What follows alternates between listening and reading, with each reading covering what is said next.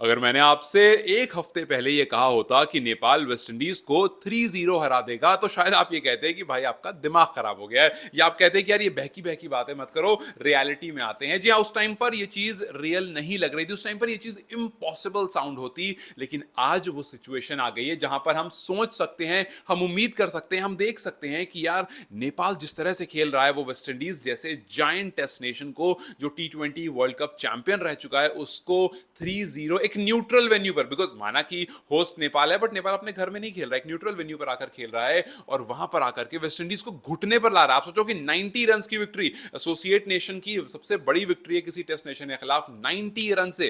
भाई मतलब आप आधा, मतलब आप 90 उसको पूरे 173 को डिवाइड भी करते हो तब भी आप देखते हो 90 जो है वो एक अलग से मैच में नेपाल काफी बार स्कोर करता था कि 20 ओवर में 90 रन बनते थे, 20 ओवर में 110 बनते थे। वो वाली नेपाल टीम जो 20 ओवर में 90, 110, 120, और ये वाली नेपाल टीम जो 173, इसमें क्या चेंज आया है? इसमें चेंज आया है टेम्परमेंट का। ये टेम्परमेंट जहां पर रोहित पौडेल ने आकर कहा हम वेस्ट इंडीज को सीरीज हराएंगे, जहां पर फैंस ने इस बात को अग्री नहीं करा, फैंस ने माना नहीं, फैंस ने कहा कि यार ये तो अब थोड़ी ज्यादा बड़ी बात कर रहे हैं, पहले लर्निंग करते थे, अब थोड़ी ज्यादा बड़ी बात कर रहे हैं। लेकिन वो इंटेंट था जिसने आपको प्लेयर को भी मैचेस में, जो हमने ग्राउंड पर देखा, तो वो इंटेंट था जो प्लेयर की हर चीज में, हर हरकत में, चाहे वो बॉलिंग हो, चाहे वो बैटिंग हो, चाहे वो फील्डिंग हो, उसमें वो दिख रहा था। एक अंदर का जोश खरोश वो दिख रहा था। तो रोहित का जो कहना था वो उन्होंने सोच समझ के कहा था। हो सकता है हम में से लोगों ने सोचा हो कि यार ये तो बस हवा में बात कर रहे हैं, लेकिन उन्होंने प्रूव किया कि वो हवा में बात नहीं कर रहे हैं। कोच ने कहा कि भाई मुझे कार्डियक किड का टैग नहीं पसंद है, मुझे ये टैग हटवाना है। और आप देखो किस तरह से ये कार्डियक किड का टैग आया ही नहीं। 2 मैच हो गए, एक बार भी कहीं किसी को कार्डियक किड वर्ड यूज करते हुए नहीं देखा हमने, जबकि आप एक बड़ी टीम के सामने खेल रहे हो। आप बांग्लादेश, साउथ अफ्रीका के सामने बहुत क्लोज क्लोज क्लोज गए, लेकिन उस मैच को हार गए। यहां पर क्लोज जाने का कोई सीन ही नहीं बन रहा है। पिछला मैच भी आपने एक तरफा बिल्कुल जीता, 15-16 ओवर तक आकर कहानी पता चल चुकी थी कि आप जीतो। इस वाले मैच में तो हार क्या ही कहना, दूसरे मैच में तो आपने उठने ही नहीं दिया वेस्ट इंडीज को। भाई देखो, पावर प्ले में 16 रन कौन सी टीम मारती है आज के दौर में? नेपाल भी नहीं मारती है। मतलब मैंने कल कहा था ना, नेपाल ने वेस्ट इंडीज का मंगोलिया बना दिया, एग्जैक्टली वैसे ही लग रहा था कि यार वेस्ट इंडीज को कुछ, मतलब अगर वो लास्ट ओवर में आई गेस 5.4 या 5.3 बॉल पर वो 6 लग गया था, अगर वो 6 नहीं लगता तो ये हो सकता है 10-12 रन पावर प्ले में करते, जो कि लोवेस्ट होता T20 के पावर प्ले की हिस्ट्री का। ये सब चीजें, और ओपोनेंट कौन है? नेपाल है।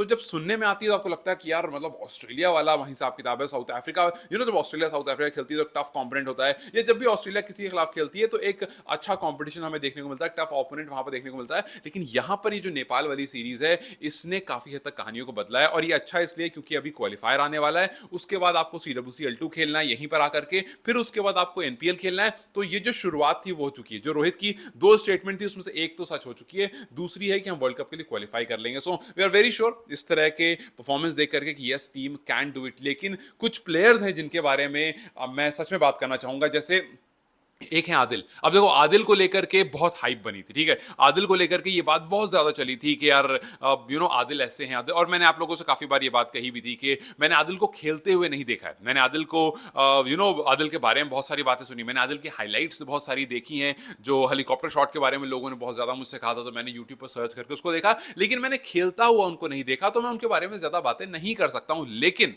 जिस तरह से हमने उन आसाम सीरीज में देखा, जिस तरह से हमने उनको यहां देखा, हालांकि यहां आपने महज 5 बॉल के लिए हुआ थे, 19.1 हो चुकी थी जब वो बैटिंग करने आए थे, एक उनको अच्छी बॉल मिली, उस पर उन्होंने छक्का लगाया, गेंदबाजी करने आए, 4 विकेट ली। लेकिन आपको आसाम सीरीज से, और आपको यहां पर एक सवाल जो था उसका जवाब मिल गया, जहां पर लोग लगातार पूछ रहे थे कि इज ही रियली रेडी? इतने लंबे गैप के बाद आ रहे हैं, बिकॉज यूजुअली जब प्लेयर्स लंबे गैप के बाद आते हैं तो वो थोड़ा लड़खड़ाए हुए दिखते हैं। लेकिन एक बात काफी अच्छे से समझ में हमें आई कि आदिल ने इस गैप को खराब नहीं करा, इस गैप को पूरी तरह से यूज करा अपनी क्रिकेट को इंप्रूव करने में। उन्होंने कल इस बारे में जब मैंने उनसे पूछा तो उन्होंने बताया भी किस तरह से वो उस ड्यूरेशन में, जिस टाइम पर वो क्रिकेट नहीं खेल रहे थे नेपाल को रिप्रेजेंट करते हुए, उनका किस तरह से अपनी हार्ड हिटिंग पर किस तरह से ध्यान रहता था, किस तरह से उनके अपनी ओवरऑल क्रिकेट इंप्रूवमेंट में ध्यान रहता था, किस तरह से उन्होंने अपने शॉट्स पर, स्ट्राइक्स पर काम किया। तो ये दिखाता है कि उनको ये बात पता थी।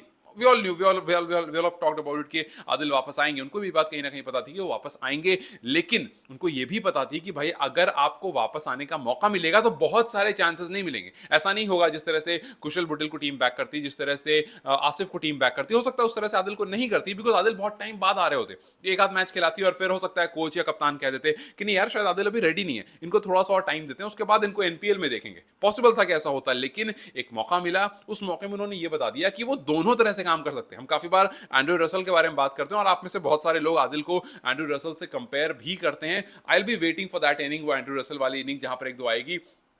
बट उन्होंने प्रूव करा, कल आकर एक गेंदबाजी उन्होंने वैसी करी कि टीम को ये बताया कि अगर आपको और सबसे अच्छी बात क्या है कि he was nailing the length very well. वो जिस तरह से बॉल डाल रहे थे ऐसा नहीं लग रहा था कि कोई नौसिखिया बॉल डाल रहा है, कि मतलब कोई ऐसा इंसान जिसको कभी कभी बॉलिंग आप करा लेते हो वो बॉल डाल रहा है। ऐसा लग रहा था कि उनको अपनी लेंथ पर अच्छा कंट्रोल है। एटलीस्ट कल बहुत अच्छा कंट्रोल दिख रहा था। सो आई कैन से कि कल जो कंट्रोल दिख रहा था अगर आदिल उसको कंटिन्यू करते हैं, कल खैर ओवरऑल नेपाल कुछ अलग ही दिख रही थी, लेकिन जिस तरह से आदिल की कल बॉल गिर रही थी, जिस तरह से ऐसा लग रहा था कि जहां पर वो डालना चाह रहे हैं वहीं पर एग्जैक्टली बॉल जाकर गिर रही है। और एक बॉलर को ना इसमें सबसे ज्यादा मजा आता है जब वो बॉलिंग करता है, जब उसके हाथ से बॉल रिलीज होती है और एग्जैक्टली वहीं पर जाकर गिरती है जहां पर वो चाहता है कि वो गिरे, तो वो एक अंदर की खुशी होती है जो कुछ नेक्स्ट लेवल होती है। सो वो मुझे लग रहा था कि आदिल जो ट्राई कर रहे हैं वो कहीं ना कहीं उनसे एग्जीक्यूशन काफी अच्छे से हो रहा है। इफ नॉट 100% देन 90% एग्जीक्यूशन काफी अच्छे से हो रहा है। और जब वो बैटिंग करने आए उन्होंने वो झलक दिखाई जो नेपाल को चाहिए, जो फिनिश नेपाल को चाहिए वो फिनिश हमें देखने को मिली आदिल की तरफ से। सो ये एक बैलेंस टीम, एक कंप्लीट टीम, और आज हम उम्मीद करेंगे कि इस कंप्लीट, इस बैलेंस टीम की तरफ से एक बहुत अच्छी परफॉर्मेंस आए और एक बहुत अच्छी तरह से ये सीरीज जो है वो रैप अप हो।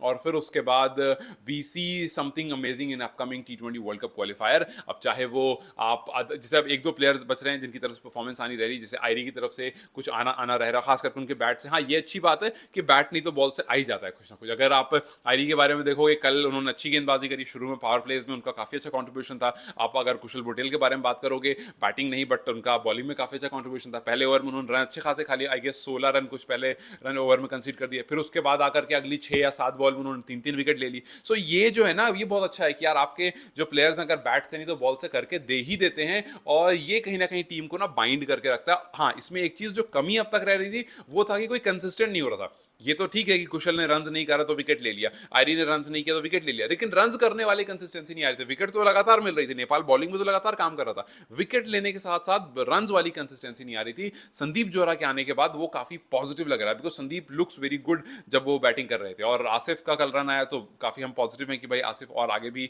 इस तरह से रन करेंगे। सो जो बैटिंग वाला थोड़ा सिनेरियो था, रोहित ने पिछले मैच में रन किया था, सो ये काफी अच्छा है। कुशल की बैट से थोड़े बहुत रन आ जाएंगे तो और ज्यादा पॉजिटिविटी आ जाएगी, और मला ने पिछले मैच में रन किया था। सो ये है कि ओवरऑल आप ऑन एंड ऑफ अगर प्लेयर्स रन करना शुरू कर दें तो फिर आप बहुत आसानी से क्वालिफायर का जो दरवाजा है उसको भी छू करके निकल जाओगे, और क्रॉस करके फिर आप सीधा इंडिया पहुंचोगे और वहां करके आप T20 वर्ल्ड कप खेल रहे होगे। सो आगे बहुत कुछ है, बहुत सारी पॉजिटिविटी है, बहुत सारे मैचेस रखे हुए हैं जिसका हम इंतजार करेंगे। लेकिन फिलहाल आज का मैच यहाँ पर इस टाइम पर 2:10 हो रहे हैं। मैं बस अब जा रहा हूँ रेडी होकर के लीव, और मुझे कल 3 घंटे लगे थे यहाँ से शारजा पहुँचने में।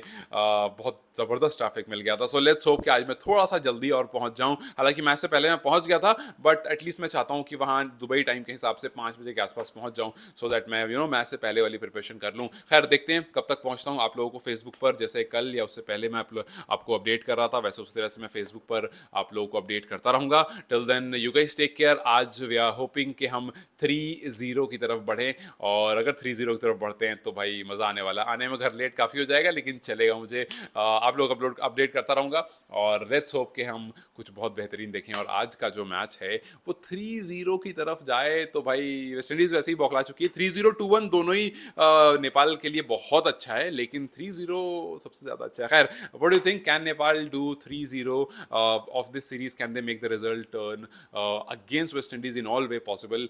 येस और नो मुझे कमेंट सेक्शन में जरूर बताएं। Till then you guys take care, I will see you very soon.